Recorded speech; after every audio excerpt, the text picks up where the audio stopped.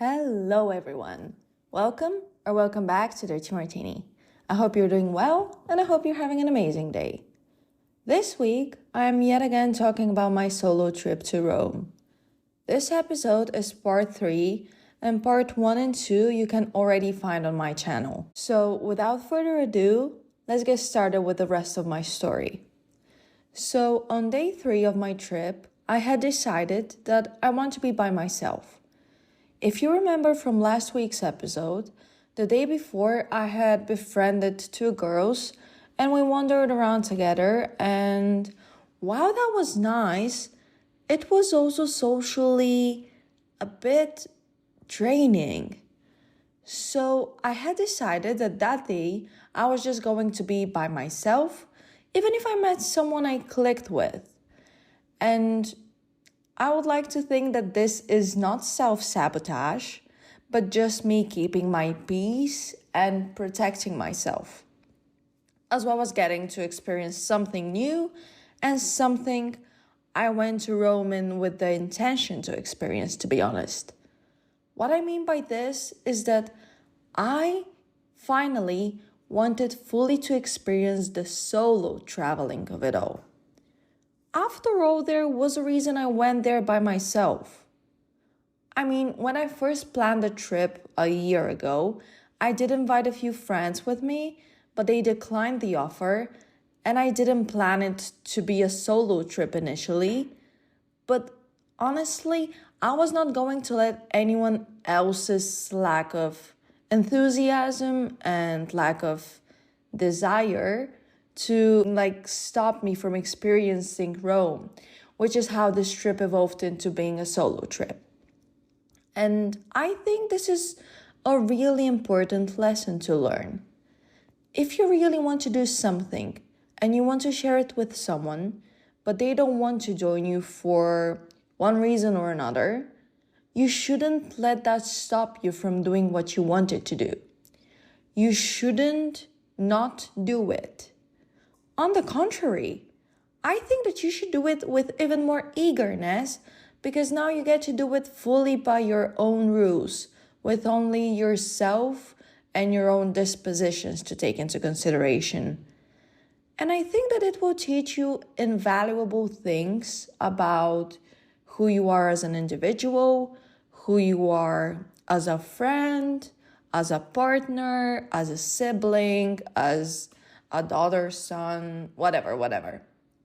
It can teach you a lot about who you can be, about what you need, and what I think I have taken away the most out of doing this by myself is that it eradicates the concept of shame, the concept of fear, of embarrassment, because I think that socially we have been conditioned that some things it is just weird, quote unquote, to do by yourself. Especially back home, before I left for the Netherlands, for example, I would have never gone to a restaurant by myself. I would have never taken my book and gone to the park by myself, let alone go, for example, to the cinema or a concert alone. Those things back home are, I wouldn't necessarily say frowned upon, but definitely singled out.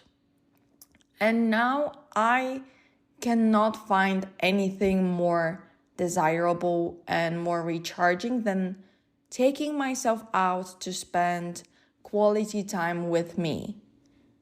What I am a firm believer of is that we should spend time by ourselves and be left alone in our own company to get to know ourselves better, to create an inseparable bond with ourselves, to overcome fears of loneliness, of embarrassment, and just, experience something new and exciting. And I think this is something that's valid both for introverts and extroverts and for people who are versatile and are something in between. I think you should spend time by yourself and get to know yourself. It teaches you that the only person you cannot live without, the only person whose company you're guaranteed to have for the rest of your life is you, which is why you should learn to appreciate and seek your own company. Because the only person that is guaranteed to be with you until the end is you. Which is why we should spend time with ourselves and learn to love ourselves. But that is so much easier said than done, of course. But I have so much opinions on the topic, and over the years I have gained some experience as well, which is why I think it's better for me to make an entirely separate episode on the topic, because now just saying it in passing, I don't think I'm doing it the justice it deserves. Basically, to sum it up, I think as Lana Del Rey put it, if you dance, I'll dance, and if you don't, I'll dance anyway. Don't let anyone or their absence stop you from living life as you want to and experiencing things you desire. Also, when it comes to traveling in particular, it is very difficult to navigate the trip dynamic, especially if you're going with someone you haven't traveled with before. Which is why it is a bit risky to go somewhere abroad, or like not even necessarily abroad, but somewhere outside of where you live with a friend, because there's so many things that need to be taken into account. Things you initially wouldn't even at first think to even think about. And that's why a lot of trips make it out of the group chat, but not as many group chats make it out of the trips. People travel and vacation differently, and that is totally fine, don't get me wrong. But when you're with someone, you inevitably have to take their feelings, their wants, their needs, and their ways into consideration. You have to compromise, which isn't a bad thing. I'm not saying that compromising is not crucial.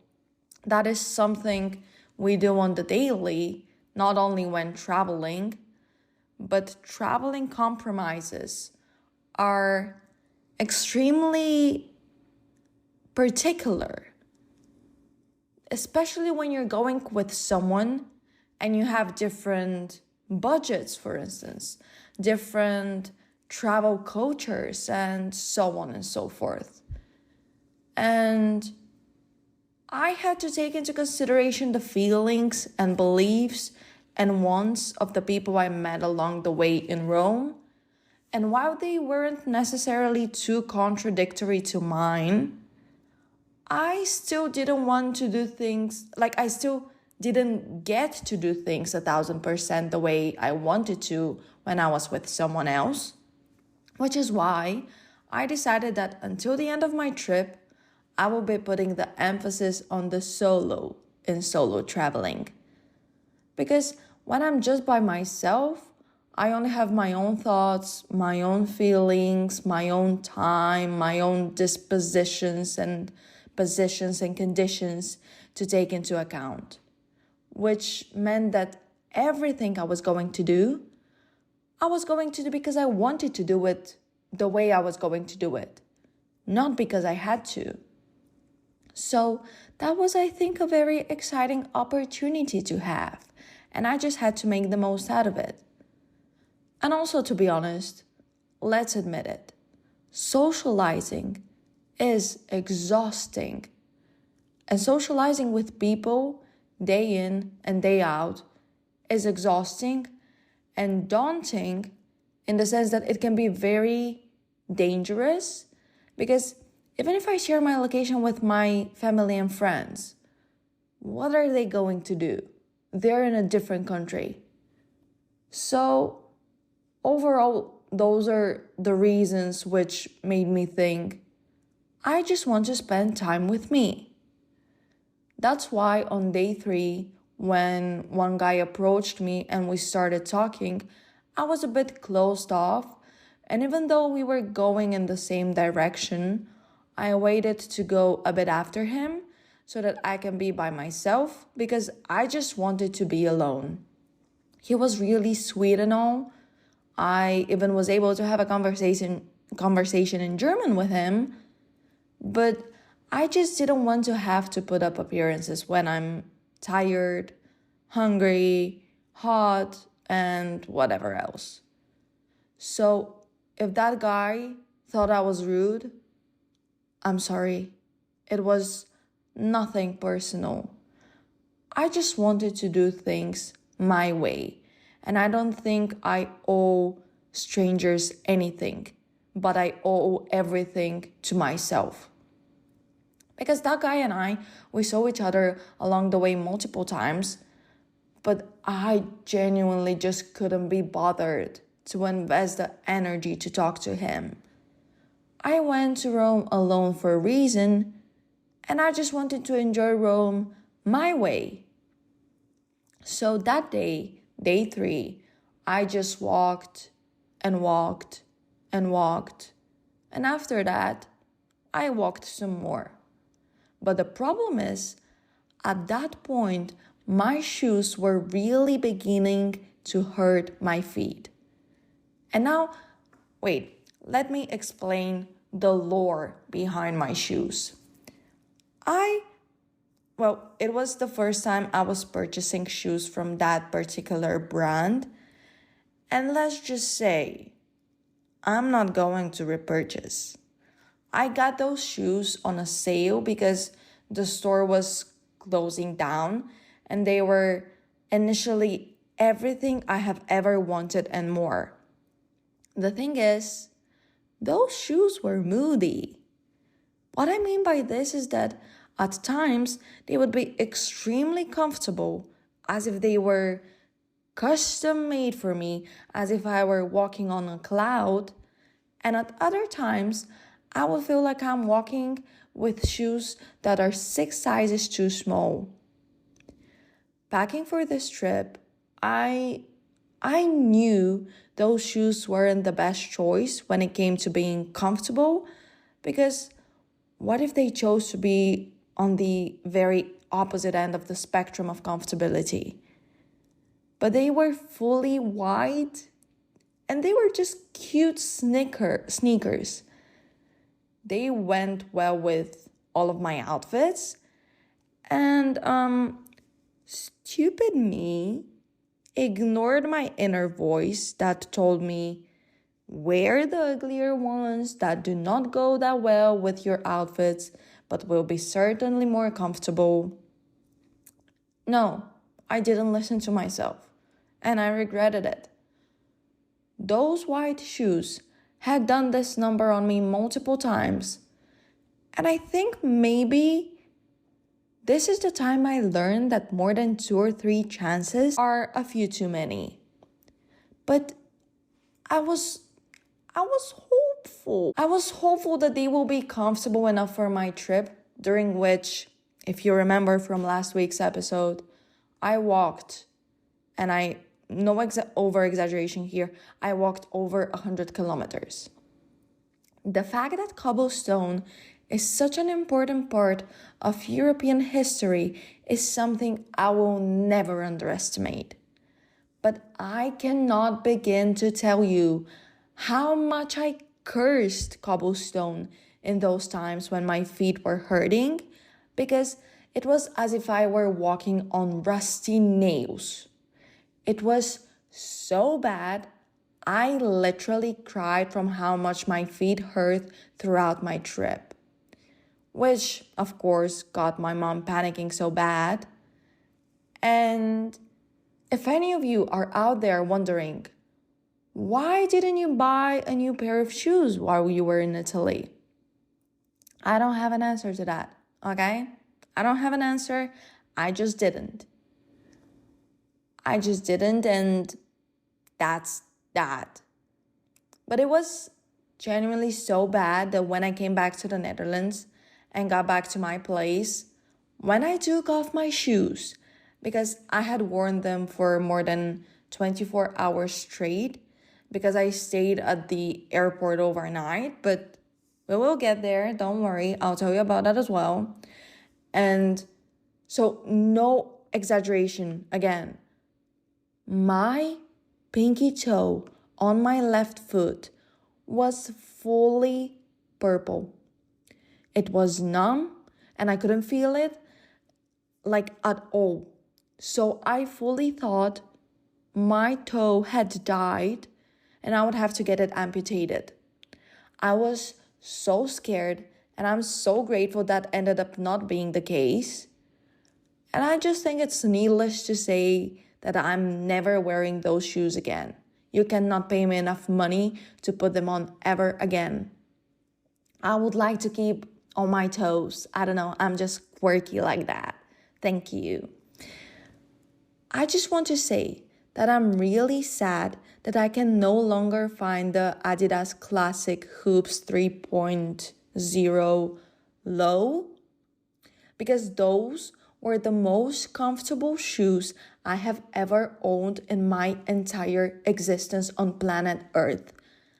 I can only see them online on the American Adidas website, and they don't even have them in my size. I would be willing to pay the delivery fee and the customs, but they don't have them in my size.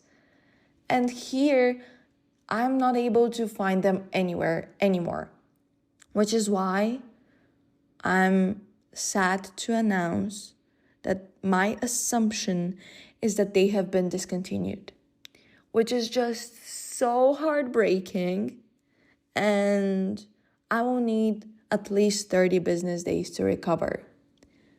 Please bring them back. They are the most comfortable shoe. Adidas, if you're listening to this, take my money. Take my left pinky toe. Just give me a pair. Please, please, please. Okay, Sabrina Carpenter. On the topic of pieces of clothing, let me just quickly tell you what happened to my outfit choices. So, I don't know if you remember, but a few episodes ago, before I left for my trip, I shared with you that I don't necessarily have the best outfits ready, even though I really, really wanted to. Now, the thing is, as I have mentioned before, I traveled light, so only with a backpack. And that was not a problem at all because I was only packing light, summery clothes that were not taking up that much space. The thing is, I ended up not wearing most of them because I had to rewear my outfits. Now, why did I have to rewear them? Well, here's the thing I hadn't taken into account when I was planning my outfits. I was looking for comfortability and cuteness, and of those two, I will always and forever prioritize the former. Now, the problem is, despite all my outfits being planned in advance with comfort in mind, I hadn't taken into account the actual practicality of it all. What I mean by this is that I fully forgot that I will be out and about for 15 to 16 hours a day in the heat and basically standing on the surface of the sun. And while shorts are definitely amazing for when it is hot, they are not my personal best friend for when the sun is exploding, when the sun is extremely strong and the UV scale is reaching unheard before levels. So the thing is, I am as pale as people come, and I burn as easily as humanly possible. So I couldn't wear shorts because that would mean I would be terribly sunburned even when I reapplied sunscreen every hour, because that's what I ended up doing for my arms and my face, and I still have terrible tank top and back strap tan lines, which I don't even know how to fix. So That meant that I had to always wear something that covered my legs in full, be it a maxi skirt, a maxi dress, or flowy pants. And that meant I had to rewear my clothes again and again, which made all the worries for cute outfits all in vain. I cannot explain to you how bad of a sunburn I got, despite all of this, despite all the precautions I had taken, especially the middle part of my hair. I don't even know how this girly pop didn't turn into ashes. I hate it when my head burns. And I don't mean my face, which is also beyond terrible and painful. I mean my actual head. I just sometimes wish I had my sister's complexion because she just gets tan, and when it comes to me, I'm either pale as cheese or a Mr. Crab kind of red, and there is just no in between. Another reason I had to rewear my outfits is because shorts would have made me chafe worse than I already was. I think that as a society, we are not paying enough attention to chafing and are disregarding it easily when it is such a pain in the ass. Well, in the thighs, in my case. That is it. Having thicker thighs is a blessing and a curse. And I didn't have anything I could use to lube up my thighs. So I literally had to use, and I am a bit ashamed to admit it, but if it is stupid and it works, it's not stupid. So I had to use roll-on deodorant, and I layered my thighs with that deodorant. Now, before you try this, don't. Because if your thighs are already irritated, you shouldn't be putting such chemicals on them. You should just hydrate them and let them heal. But I was desperate, and I was about to walk a lot, and there was nothing else I could do. Anyways, a bit off topic, but let's go back to the Italianness of my trip. So that day 3, I spent by myself just wandering around, and I got so sick from the heat that I decided to sit down at this restaurant and order something to eat because I told you, when it's hot, I just cannot eat. I lose my appetite, which meant that day I hadn't eaten anything. Again, eating at a restaurant alone is something I would have never thought to do back home, but there nobody knew me. Nobody cared about me, and I didn't care about anybody, and I could just exist. I could just exist without the pressure of the world on my shoulders. There is something so empowering about saying, "Do you have a table for one?" In the middle, saying this in the middle of a full restaurant and seeing people turn their heads to see who that lonely, forgotten by society soul is. I mean, at first, there is no denying it. It is a bit embarrassing and it is daunting. But I just chose to see it as empowering.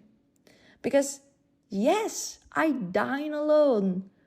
So what? I also forced myself not to use my phone when I was eating so that I can sit there in my own company with my own thoughts and just enjoy my meal and soak up the moment. I forced myself to sit in the discomfort with no digital or other escape, just me and my thoughts, and this made me tame the discomfort. and make it part of my comfort zone.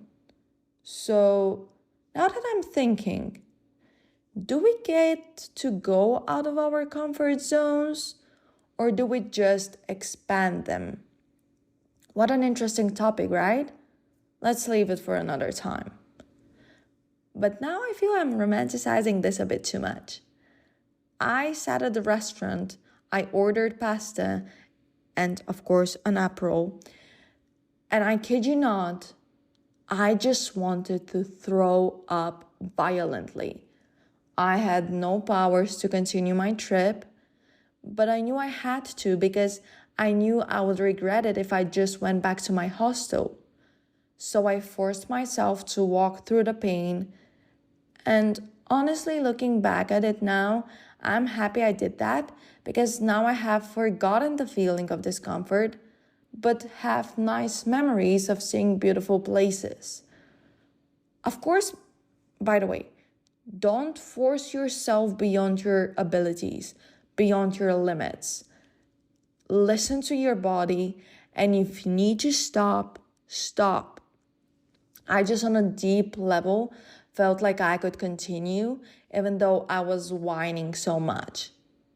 So I went to this one church and I finally saw the thing that had I not seen in Italy, I would have been super disappointed.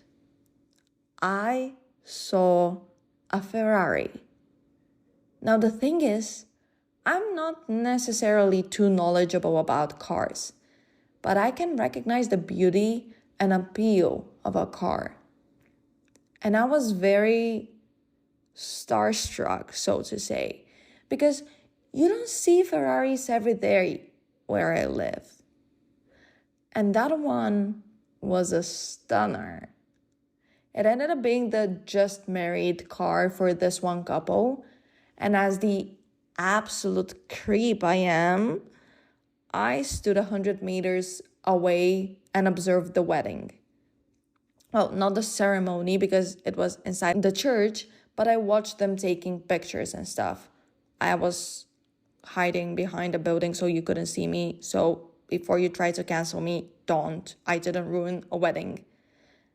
Thank God I didn't go into the church as I was planning to initially, because there was nothing to indicate that a wedding is taking place inside. And I've already told you, Italian churches are absolutely stunning, and I could just spend every day visiting them to soak up their beauty. And I just want you to imagine me, sweaty, sunburned, hair all in one big knot, barely moving, feeling extremely dizzy, crashing a wedding unintentionally.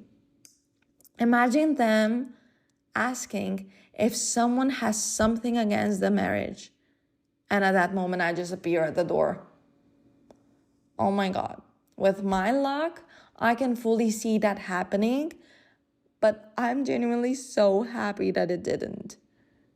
So, and honestly, I am pretty sure they're happy it didn't happen either.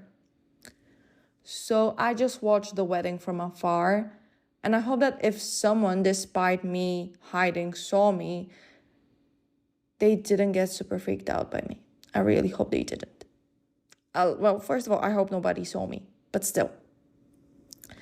But the wedding, seemed so beautiful, and the bride, oh my God, she's beauty, she's grace, and she is the moment. And after that, I went to the top of the city, what I mean is the highest point of Rome, and I just stood there watching the landscape that was absolutely breathtaking, but the exhaustion had taken over my body, and it had made me so irritable that I just wanted to go back to my hostel and sleep, but I still had a lot to visit.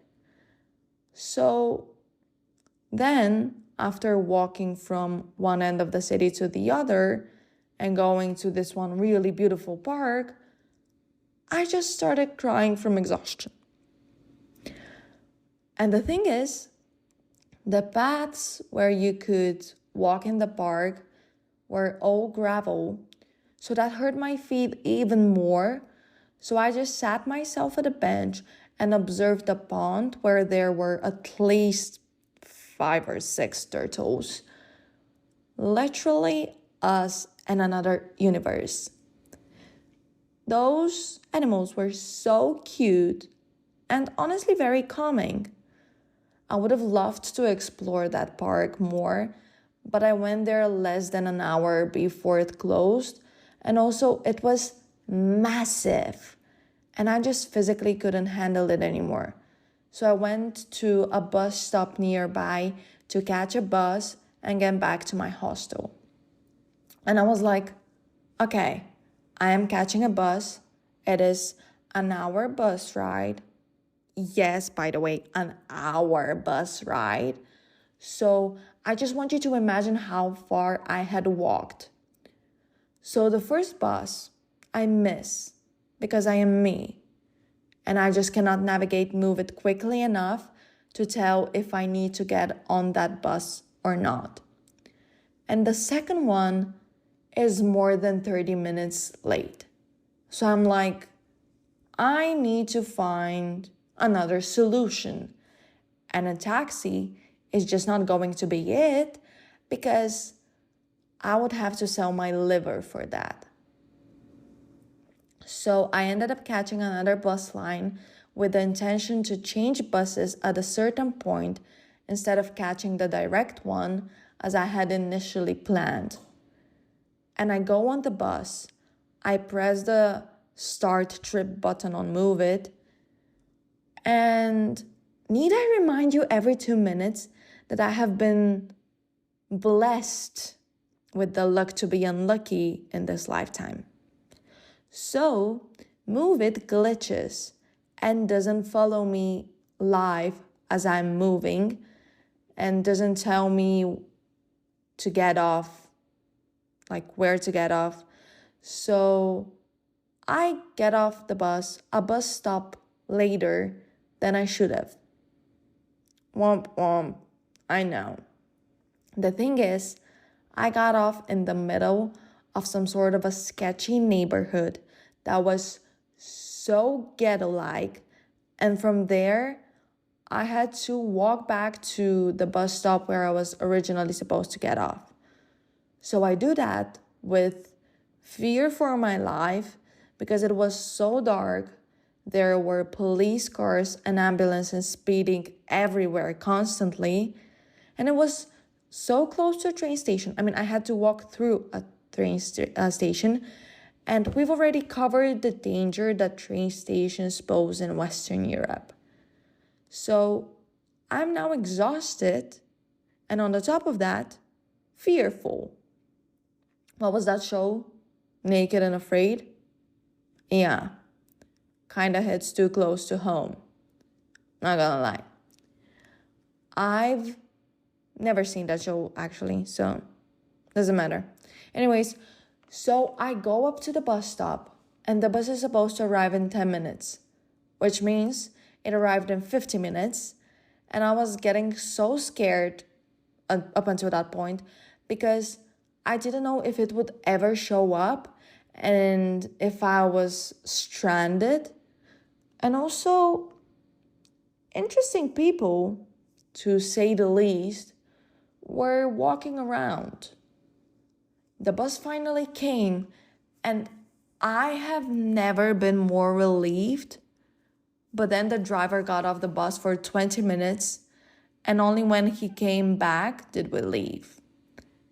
And the thing is, as the doors were closing, in the very last second, and I mean literally the very last second, a massive grasshopper entered the bus. It fully just jumped in. It was at least 10 centimeters, and I'm not over exaggerating. It was one of those massive grasshoppers. And the thing is, funny story, grasshoppers are one of my biggest phobias. And that comes from a trip to the seaside we had as a family when I was little, but that is a story for another time. The important thing is that those insects sent me down into a spiral.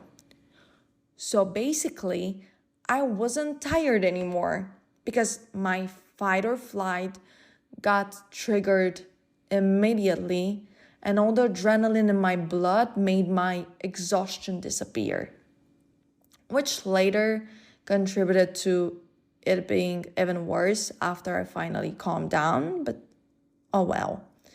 But in that moment, I could run a marathon, even with my uncomfortable shoes. And I just ran to the other end of the bus, and this one girl, even who was at the bus stop with me, laughed nervously because clearly she was very scared as well. Now the thing is, a group of girls entered the bus a few stops later, and they didn't know about the grasshopper because it was blending kind of well with the interior of the bus, so I tried to warn them. I started waving to catch their attention, but this one man just snapped at me and started talking to me, but in Italian, so I couldn't understand what he was saying. So he just started shushing me. I guess, from what I gathered, is that he didn't want me to cause any panic, which is totally understandable. There's no denying it.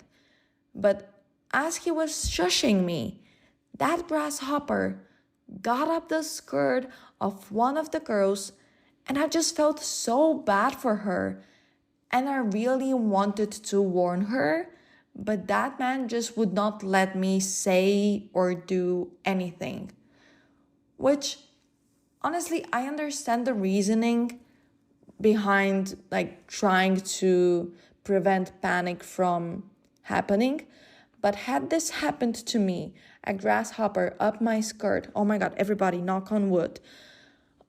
Had this happened to me and someone saw it and didn't say anything, I would have burned the entire country to the ground.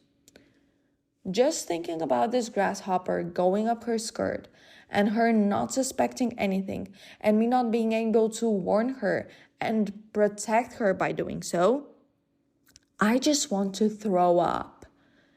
And as you can imagine, the girl felt it at a certain point, and yes, she panicked, which I think is absolutely understandable. She started jumping up and down, and another girl got rid of the grasshopper, and the entire bus clapped for her. We cheered her on. I don't condone murdering innocent beings, but I can understand why she unalived that grasshopper. May it rest in peace. It was just at the wrong place at the wrong time. Bestie just needed a lift from that train station to the main train station. And in trying to do that, it passed. May it rest in peace. I don't know. I don't even want to think about how traumatizing this entire thing must have been for the girl. And it wouldn't have had to come to this had that man let me be a decent human being and warn her. But, man, after 30 more minutes, I was finally back in the hostel, more excited to go to bed than ever. But the thing is, I was feeling so bad physically. I was fully getting sick from the cold I had, from the constant exposure to inhumane heat and sun levels, and just exhaustion. Everything combined just created the perfect storm, and I felt like I was going to pass out, literally. It was so hot, but I was shivering uncontrollably, which is why, even though it was 40 degrees outside, I went to the reception and asked them to give me something warmer to use as a blanket that night, because the sheet solely was simply not going to suffice. They literally had to go and unpack their winter storage boxes and got me a massive duvet. So shout out to them for being for doing their job, honestly. I looked ridiculous, but I genuinely didn't care. I wasn't going to let myself get terribly sick because I was supposed to see Coldplay the day after, which was literally the thing I traveled all this way for. So I grab my duvet and I go up the stairs to get to my room. By the way, there was an elevator, but you couldn't pay me to get there because it was so small, and if we were two people, we would have to stand behind one another in a line. And yeah, I only used the elevator when they took me to the room the first time. So no matter the exhaustion, I was using the stairs because that was the tiniest elevator I have ever seen in my life, and my claustrophobia would and could never. If you were a larger person, you would not be even able to get through the door. It was that small of an elevator.